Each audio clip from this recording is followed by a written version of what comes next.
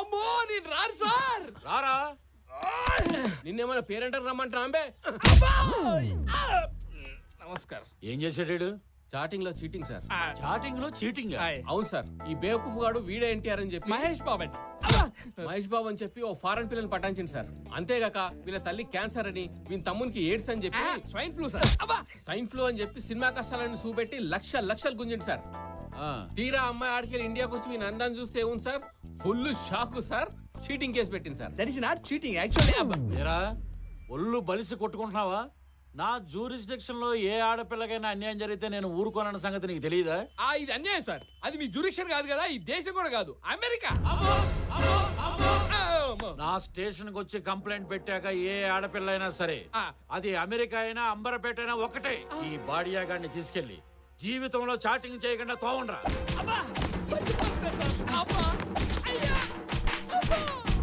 వదండ్రా. మరి అమ్మాయికి ఇంకా సరిపోలేదు.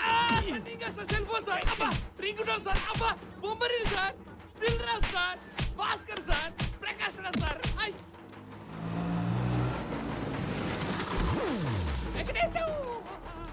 ఇక్కడ ఉన్నావేంట్రా? కొట్టుడు కొట్టారా? ఎస్ఐ గారు ఏంటి సార్ మా వాడిని ఎలా తీసుకొచ్చారు? ఏమైంది సార్ అసలు? ఈడొక పెద్ద ఇంటర్నేషనల్ క్రిమినల్. ఆ ప్రూఫ్ ముందే క్రిమినల్ ఏదో తెలియక చేశాడు, వదిలేండి సార్. ఇంత చేసినా ఇంకా లవ్ ఏందో. ఏమైందిరా? వీడిని వదిలేమంటుంది. ఏ వీడిని అది చాలా డీప్ గా లవ్ చేసిందట.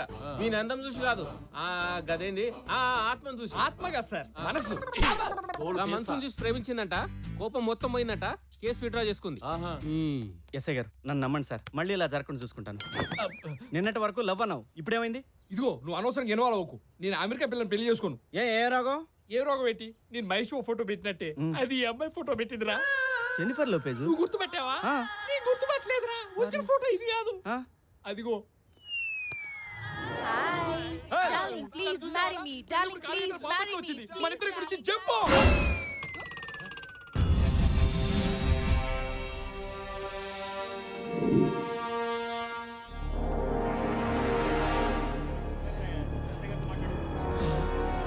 ఈ డ్రెస్ ఏంటి, ఈ ప్లేస్ ఏంటి, పోలీసులు ఏంటి, ఏంట్రా ఎందుకు ఇక్కడ తీసుకొచ్చావు?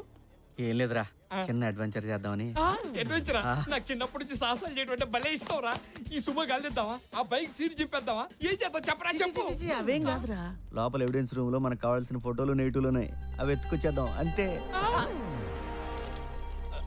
ఏం కావాలి సార్? డీసీపీ గారిని కలవాలి సార్. ఈ రోజు కలవటం కుదరదు. ఈ రోజు అలాగని కలవాలి సార్. చెప్తుంటే అర్థం కావట్లేదయ్యా. సార్. ఎవరు మీరు? నేను విష్మేకర్ ఫౌండేషన్ వాలంటీర్ నండి. ఇతను క్యాన్సర్ పేషెంట్ సార్, తొందరలోనే పోతాడు. ఇలా సడన్గా పోయేవాళ్ళు ఆఖరి కోరిక తెచ్చడం మా ఫౌండేషన్ లక్ష్యం అండి. ఇతనికి వన్ డే ఏసీపీగా ఉండాలన్నది కోరిక సార్. మేము కమిషనర్ గారి దగ్గర పర్మిషన్ లెటర్ కూడా తెచ్చాం సార్.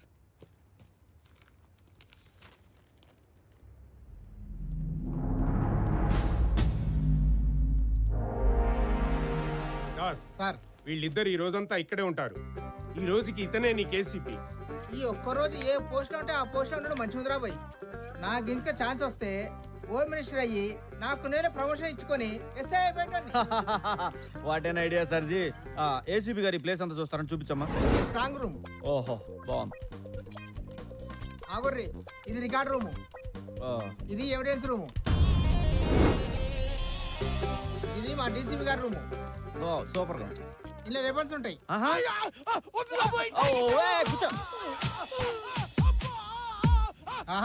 ఏసీపీ గారికి అన్నేరుక మస్తు హుషారున్నాడు.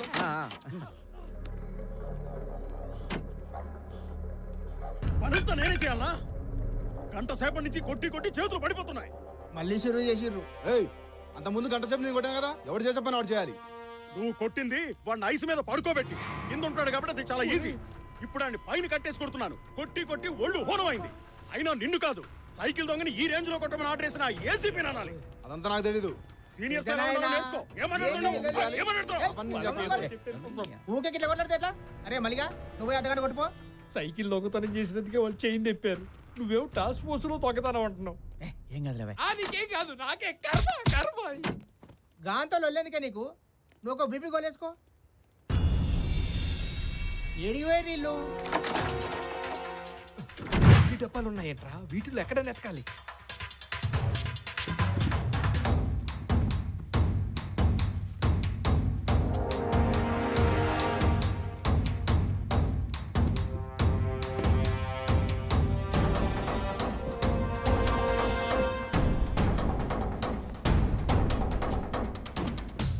ఒరే సినిమా స్క్రిప్ట్ రా.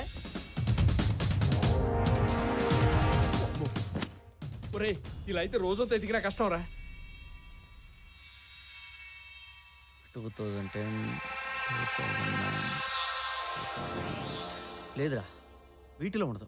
ఎందుకంటే ఈ బాక్సులన్నీ రెగ్యులర్గా ఎవిడెన్స్ కోసం కోర్టు తీసుకెళ్తాడు. ఏదైనా పాత దాంట్లో పెట్టుంటాడు. అంటే ఓల్డ్ ఇయర్ అతక. కరెక్ట్, ఖచ్చితంగా పాత దాంట్లో. 1998 97 86 78 77 77 లాస్ట్ రా.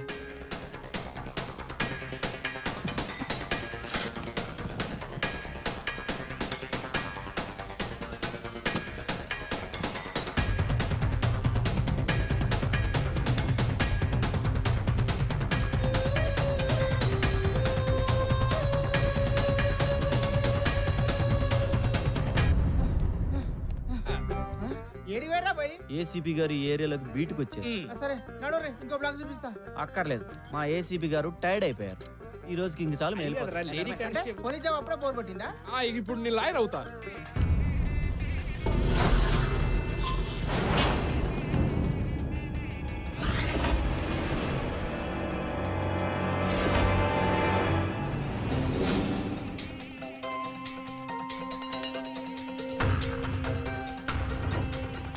అదే లేదండి, మంచి ముహూర్తం అని సడన్ గా పెట్టుకున్నాం. మీరు తొందరగా వచ్చేయండి, టైం అవుతుంది.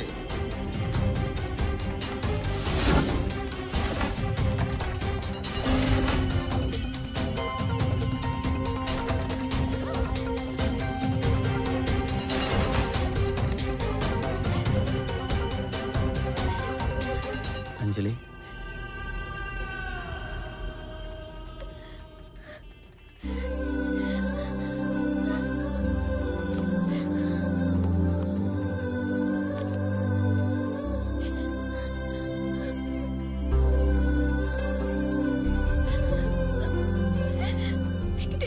ఇక్కడి నుంచి తీసుకెళ్ళిపో ప్లీజ్, నన్ను ఇక్కడి నుంచి తీసుకెళ్ళిపో. ఎక్కడికి? నీ ఇష్టం. ఇక్కడే ఉంటే వాడు ఎవడికో ఇచ్చి పెళ్లి చేసేస్తారు. లేదు, నీ పెళ్లి నాతోనే జరుగుతుంది. అయ్యో నీకు అర్థం కావడం లేదు. మా నాన్న ఆల్రెడీ డిసైడ్ అయిపోయాడు. తను ఒక్కసారి అనుకుంటే ఎవరు చెప్పినా వినడు. మన పెళ్లి జరగనివ్వడు. ప్లీజ్ వెంకటేశం, నన్ను తీసుకెళ్ళు. అంజలి, నువ్వు ఎక్కడున్నావో నాకు నేను తెలుసుంటే ఖచ్చితంగా లేపుకెళ్ళేవాడిని. కానీ నిన్ను నాకు ఒకడు తగిలేడు. అతను తన కూతురు కోసం పడే తపన, తనకేమవుతుందని పడే బాధ, అవన్నీ చూశాక నేను ఇప్పుడు ఆ పని చేయలేను. బయట మీ నాన్నని చూశాను, ఆయన చాలా సంతోషంగా ఉన్నారు. ఆయన అంతే సంతోషంగా నిన్ను నా చేతుల్లో పెడతారు. నా మాట నమ్ము. అయ్యో అర్థం చేసుకో, అది జరిగే పని కాదు. లేదు, నేను చెప్తున్నా కదా, నన్ను నమ్ము, జరుగుతుంది.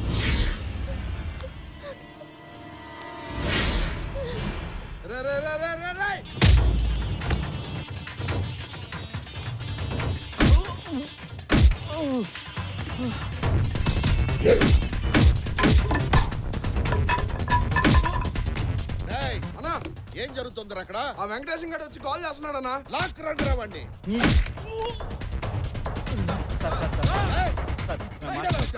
అంజలి అంటే నాకు ప్రాణం సార్. తను చాలా బాగా చూసుకుంటాను సార్. నా మాట నమ్మండి సార్, ప్లీజ్ సార్.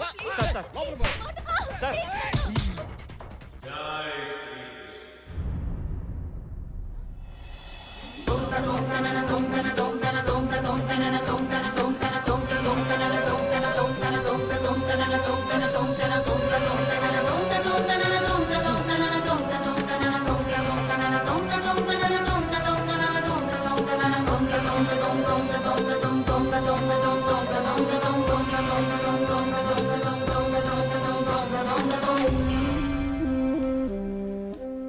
స్వామి, మీరిక్కడ? చేసిన తప్పును సరిదిద్దుకుందామని వచ్చాను. మా తప్పటడుగును సరిదిద్దే మీరు తప్పు చేయడం ఏమిటి స్వామి? భస్మాసురుణ్ణి కరుణించిన శివయ్య, సతీ సావిత్రికి వరమిచ్చిన యమధర్మరాజు, సీతమ్మనే అనుమానించిన రామయ్య, ఇలా లెక్కలేసుకుంటూ పోతే లెక్కలేనన్ని తప్పులు మా దేవతలే చేశారు. తప్పు చేయడం మానవ నైజమే కాదు, మానైజం కూడా. ఆహా, తప్పప్పుల గురించి ఎంత బాగా సెలవిచ్చారు స్వామి. ఇదే విషయాన్ని భాగవతంలో వ్యాసుల వారు. పైగా నేను తప్పు చేసింది కూడా నా ప్రియభక్తుడివైన నీ విషయంలోనే. నా విషయంలోనా? అవును, నీ కూతురు పెళ్లి విషయంలో. ప్రేమస్థానం, నేను చెప్పేది జాగ్రత్తగా విను.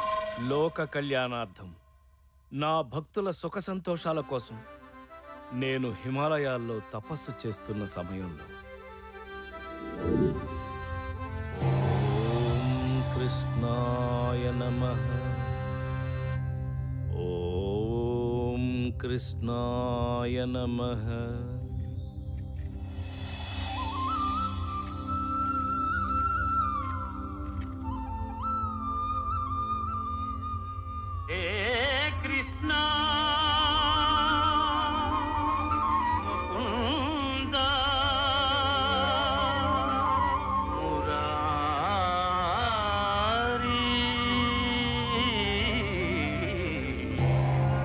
కృష్ణ, ఎలా ఉన్నావు మిత్రమా? నీకు దూరంగా ఉన్న నేను ఎలా ఉంటాను చెప్పు? ఏదో ఇలా ఉన్నాను. బాధపడక మిత్రమా, ఇకపై నాతోనే ఉందువు గాని. పద, వైకుంఠానికి వెళ్దాం. ఆ రోజు ఎంత గమ్మత్తు జరిగింది. తిరిగి చూస్తే గొడవ పెట్టిన వసంతుడు లేడు, అన్న బలరాముడు లేడు. నువ్వేమో జారుకున్నావు, నేనొక్కడినే ఇరుక్కున్నా. గుర్తొచ్చింది. ఆ తర్వాత యశోదమ్మకు వచ్చిన పిచ్చి కోపానికి నాకెంత భయమేసింది. ఎంతైనా తల్లి ప్రేమ. ప్రేమంటే గుర్తుకొచ్చింది. శివప్రసాద్ నీకు తెలుసు కదా? శివప్రసాద్ అంటే అదే కృష్ణ, నా ప్రియభక్తుడు.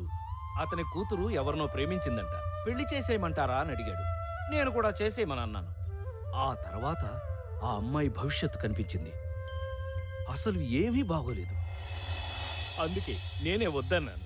మిత్రమా కృష్ణ, ఎన్నిసార్లు చేసిన తప్పులే చేస్తావు. అప్పట్లో అమర ప్రేమికులమైన రాధకు నాకు పెళ్లి కాకుండా చెడగొట్టింది నువ్వు. అందుకే ద్వాపరయుగం నుంచి నేటి వరకు కొన్ని వేల దేహాలు మార్చావు. బృందావనంలో ఉండవలసిన వాడివి భూలోకంలో ఉన్నావు. ఇప్పుడు మళ్ళీ అదే తప్పు చేశావు. ఇద్దరు ప్రేమికులను విడగొట్టావు.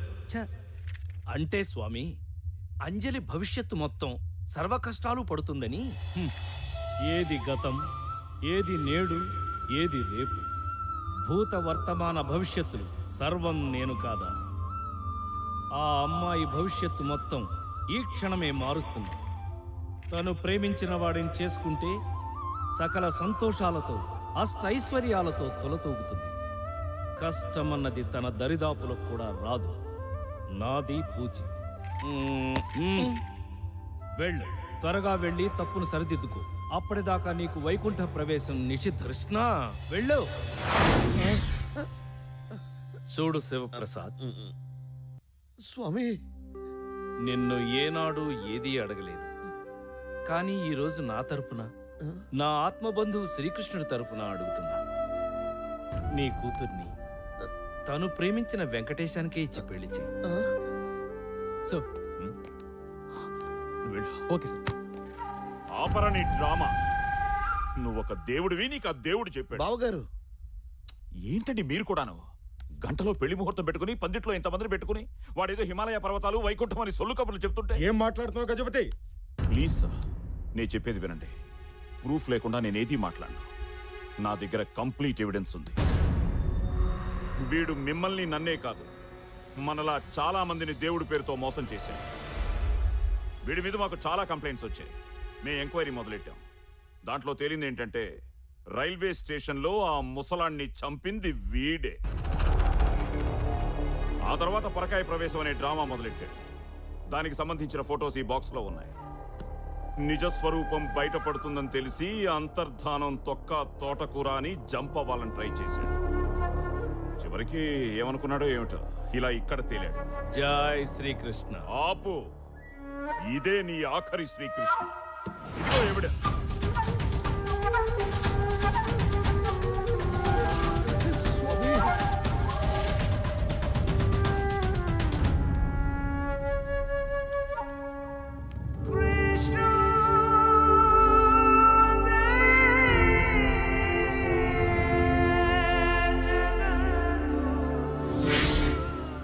అదేంటి?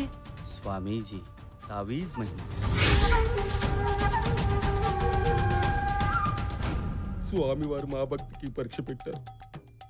ఆయన అసలు దేవుడే కాదని చెప్పారు, కానీ మేము నమ్మలా. మా భక్తి స్వచ్ఛమైంది. ఆయన పెట్టిన పరీక్షలో మేము పాస్ అయ్యాం. కానీ నువ్వు ఓడిపోయావు. చూసే కళ్ళు నమ్మే మనసును బట్టి ఉంటుందయ్యా. మేమందరం స్వామి వారిని దేవుడని కొలిచాము. నువ్వేమో దయ్యమని ప్రూవ్ చేద్దామనుకున్నావు. చూసావా ఎవరు గెలిచారో? ఇంకా వీడితో మాట్లాడరా, వేసేయండి.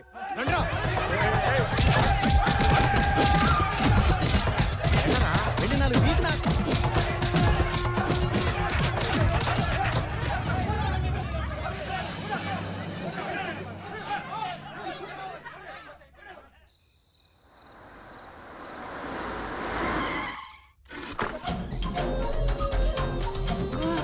స్వామి ఫు, అది నేనేరా.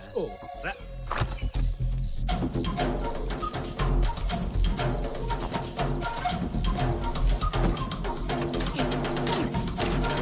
తాళం వాడి దగ్గరే ఉండిపోయింది. ఇది ట్రై చేయండి సార్, ఫోటోలతో పాటు బాక్సులో ఉంది.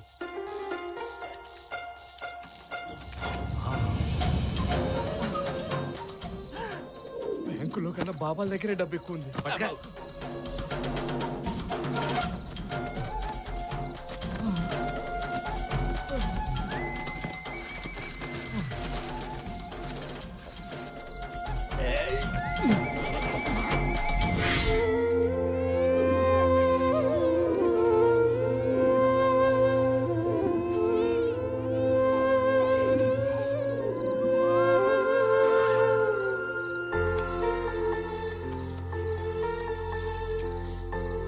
ఈ 10 లక్షలు నేను బ్రతకడానికి, ఈ 10 లక్షలు పాప ఆపరేషన్కి, నాకు ఇవి చాలు. ఈ మిగతా డబ్బు తీసుకెళ్లి వెంకటేశానికి ఇచ్చి చిన్నపిల్లలకి హాస్పిటల్ కట్టించమని చెప్పు. అక్కడ ప్లాస్టర్ దగ్గర నుంచి క్యాన్సర్ మందుల దాకా అన్ని ఫ్రీగా ఇవ్వాలని చెప్పు. ఇంత డబ్బు వెంకటేశంకి? వాడి మీద నాకు ఆ నమ్మకం ఉంది. ఆ రోజు నుంచి ప్రసాద్ అలియా స్వామీజీ ఎవ్వరికీ కనిపించలేదు. ఏమైపోయాడో, ఎక్కడున్నాడో ఎప్పటికీ ఎవ్వరికీ తెలియదేమో.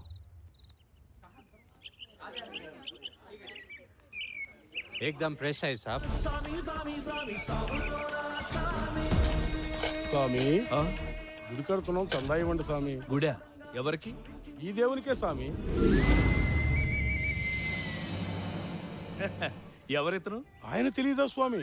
పరకాయ స్వామి అని ఎన్నో మహిమలున్న దేవుడు. గుడి ఎక్కడ కడుతున్నారు? అది ఇక్కడ దగ్గరలోనే స్వామి.